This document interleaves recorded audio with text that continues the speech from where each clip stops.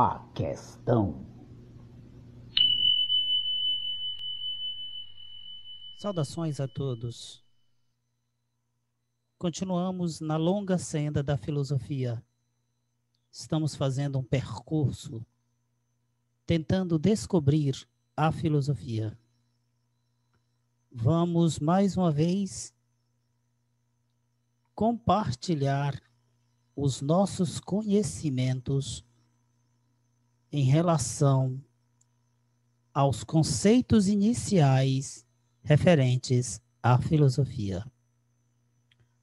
Nesta longa senda que nós iniciamos fazendo a experiência filosófica, nós já vimos muitas coisas. Acho que a esta altura já deu para perceber o quão fascinante é o mundo da filosofia. Nós fizemos uma distinção entre a filosofia acadêmica e a filosofia de vida. E agora nós vamos passar para a última parte deste primeiro capítulo. Se alguém não sabe, nós estamos fazendo os capítulos do livro Filosofando. Então, se alguém tem acesso, estamos no capítulo 1 e hoje nós estaremos fazendo o fechamento deste capítulo. Então, vamos lá. O nosso site chama-se A Questão. Por que isso? Porque a cada dia nós temos uma questão para debater, para refletir. E a questão hoje é o valor da filosofia. Para que serve a filosofia? Parece uma pergunta retórica, parece uma pergunta desnecessária, mas, em verdade vos digo, é muito necessária.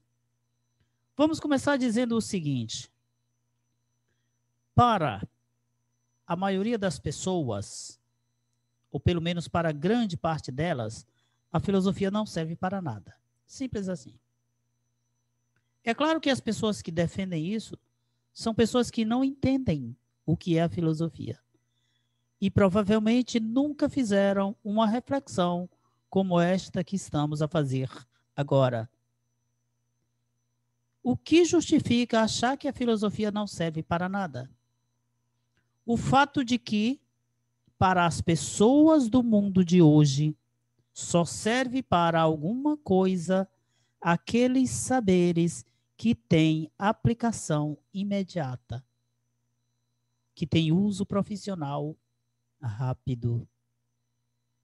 Então, se formos pensar na filosofia como algo que vai nos ajudar a resolver um problema rapidamente, de fato, não veremos praticamente nada no qual aplicarmos os nossos conhecimentos filosóficos.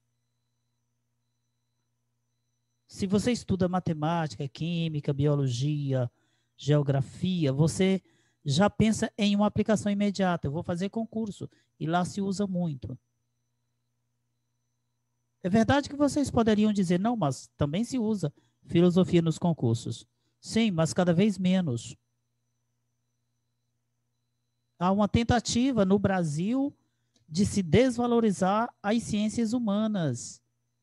E dentro desta tentativa, a filosofia é uma das maiores vítimas. É uma daquelas ciências, vou chamar assim, vocês sabem que ela não é ciência,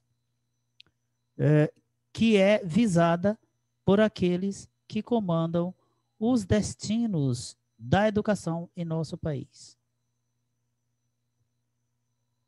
Por que se acha que a filosofia não serve para nada? Eu já respondi. Porque as pessoas em nossa sociedade pensam de uma forma pragmática, que é pensar pragmaticamente.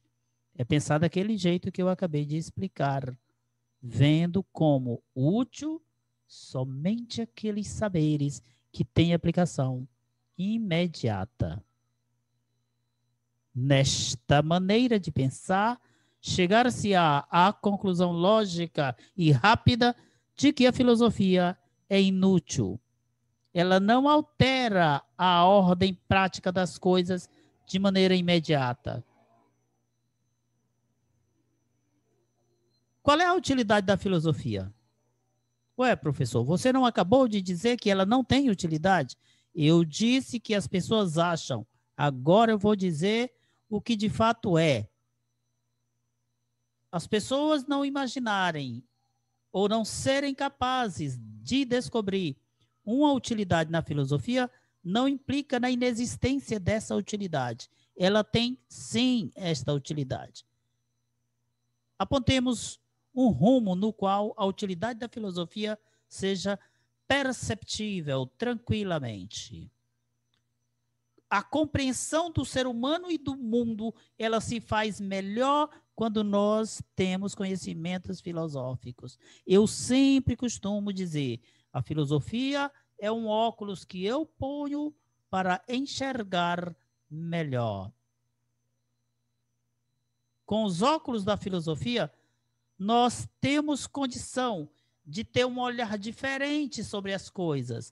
As coisas sobre as quais nós exercemos o nosso trabalho de compreensão são as mesmas coisas sobre as quais as outras ciências ou campos do conhecimento exercem as suas tentativas de compreensão e explicação.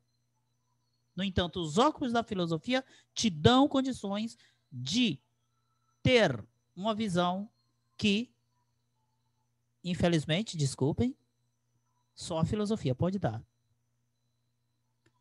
A filosofia, ela costuma ser perigosa, e é por isso que ela sempre é combatida. É por isso que sempre as pessoas que comandam os destinos, principalmente do Brasil, costumam colocar entraves à filosofia. Eles não gostam da filosofia, porque ela é uma pedra no sapato deles. Ela os cutuca. Filosofia nasceu para isso. Ela está sempre chamando a atenção. E de quem? E para quê?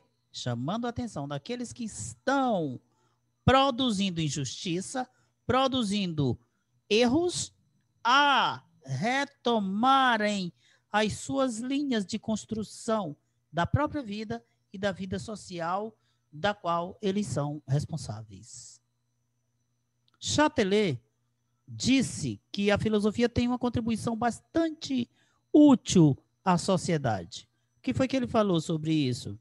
Ele disse que o grande serviço que a filosofia presta à sociedade é que ela é uma promotora da liberdade. E ela faz isso quando ela mina as instituições. Quando nós temos instituições que são repressivas. O Brasil hoje é um país repressivo, onde não se pode dizer nada que já se está ferindo o sistema dominante atual, ou já se está ferindo os governantes atuais. Qualquer coisa que se diga, você já é um subversivo. A filosofia serve para isso. Ela tem que ser subversiva mesmo, ela tem que cutucar. E, além do mais, temos um outro problema que a filosofia também pode atacar e deve atacar, que é o problema da simplificação. Estamos também sofrendo deste grande mal hoje, infelizmente. As pessoas estão sendo ignorantes. Não é que ser ignorante seja algo próprio do tempo atual. Sempre foi uma coisa presente na vida das pessoas. Mas o grande diferencial da ignorância hoje e da ignorância outrora é que as pessoas de hoje não têm vergonha de serem ignorantes. Ao contrário, elas se ufanam. Elas rejubilam esta falta de explicação lógica e essa capacidade de argumentar mesmo sem conhecimento de causa.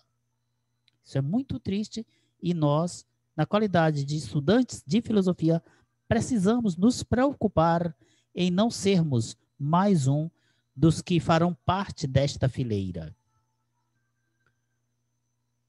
Vamos chegar à definição final de filosofia, e é uma definição de um brasileiro chamado Demerval Saviani, que diz o seguinte: a filosofia, para ser reconhecida como tal, ela tem que ter esses 3 caracteres. Ela é radical, ela é rigorosa e ela é de conjunto. Radical significa o quê? Um filósofo radical, ele tem a opinião dele e não abre daquela opinião, é ele e acabou-se? Não, não é isso não. Radical significa um filósofo não se contenta com conhecimentos superficiais. Ele quer ir até a raiz do problema. Ele sabe um pouco, mas quer sempre conhecer mais, aprofundar, chegar até onde não é mais possível tirar nada. E é claro que isso nunca acontecerá, porque sempre será possível tirar alguma coisa de conhecimentos que nós já possuímos. Além de radical, a filosofia é rigorosa. Se não for rigorosa, não é filosofia. A filosofia é rigorosa porque ela tem um pensar argumentativo e ela tem neste pensar a preocupação de manter a coerência de suas diversas partes. Todo pensar é composto de diversas partes e é preciso que essas partes, compondo um pensamento, tenham uma união coerente. Um pensamento não pode estar em um determinado rumo e concluir em um outro rumo. Essa coerência tem que ser seguida. Sem essa coerência, falta à filosofia este aspecto do rigor. Ela não é mais rigorosa e, consequentemente, nem é mais filosofia. Outra coisa que é importante que nós averiguemos nessa questão da rigorosidade da filosofia diz respeito à linguagem. A linguagem filosoficamente utilizada, ela visa evitar ambiguidades. É preciso que os dizeres sejam o mais direto possível. Por último, a filosofia é de conjunto. Significa o quê? Que ela é uma reflexão totalizante. Eu já falei isso quando falei da separação das ciências. Eu disse que a filosofia continua tratando dos mesmos saberes que as outras ciências, mas só que a filosofia faz isso de maneira totalizante. Ela quer entender o contexto geral, o todo do processo, e não apenas uma parte. As partes ficam para as ciências particulares. E agora vejamos, por fim, para concluirmos o nosso assunto de hoje, o exemplo de Sócrates. O que diz esse exemplo? Ele mostra o que é um filósofo. Um filósofo é exatamente isso aqui. Filósofo faz o que Sócrates fazia. E o que ele fazia? Ele questionava tudo. Ele perguntava o que cada coisa era. O que é a coragem? O que é a beleza? O que é a justiça?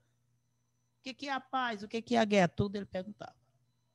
Quando ele fazia essas perguntas, ele fazia com que as pessoas entendessem que as respostas que elas tinham para tais perguntas sempre careciam de um aprofundamento. Aquelas pessoas que achavam que suas respostas já eram suficientes, não havia mais o que acrescentar, significava que elas não estavam no rumo certo de adquirir o conhecimento verdadeiro. O método socrático é o método dialético, e esse método era constituído de 2 partes, a ironia e a maiêutica. Ironia porque quando Sócrates ia conversar com a pessoa, ele sempre usava um expediente de se colocar na condição de alguém que não sabia de nada. Inclusive, vocês sabem que o pensamento mais famoso dele é aquele só sei que nada sei. Então, ele sempre colocava os outros como pessoas que sabiam. Por exemplo, ele ia falar com alguém e ele dizia assim: ó, fulano, eu sei que você é um grande sábio e que um problema besta como esse que eu vou trazer, certamente você me dará uma resposta tranquila. Então, esse é o lado mais saliente da ironia no método de Sócrates, na maneira como Sócrates conduzia os seus questionamentos e a sua produção de conhecimento. E a maiêutica, que significa arte do parto, era exatamente o parir da verdade dentro da discussão. Quando Sócrates colocava suas perguntas, havia uma tendência de os interlocutores imaginarem que eles eram, de fato, capazes de dar uma resposta definitiva. Quando eles davam uma resposta E Sócrates retrucava essa resposta, pondo mais uma pergunta, e aí eles davam outra resposta, a nova pergunta. E Sócrates punha mais uma pergunta, e assim sempre pondo perguntas, ele terminava fazendo os interlocutores perceberem que eles não eram o que eles achavam que eram. Eles não sabiam tanto quanto o que eles pensavam.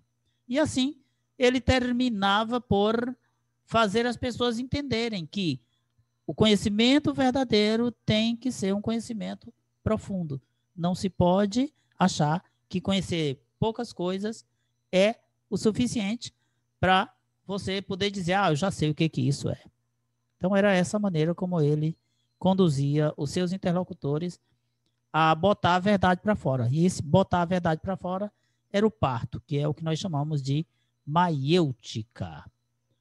Bom, por hoje é só, e eu espero que todos nós tenhamos uma excelente semana e nos encontramos nas próximas aulas.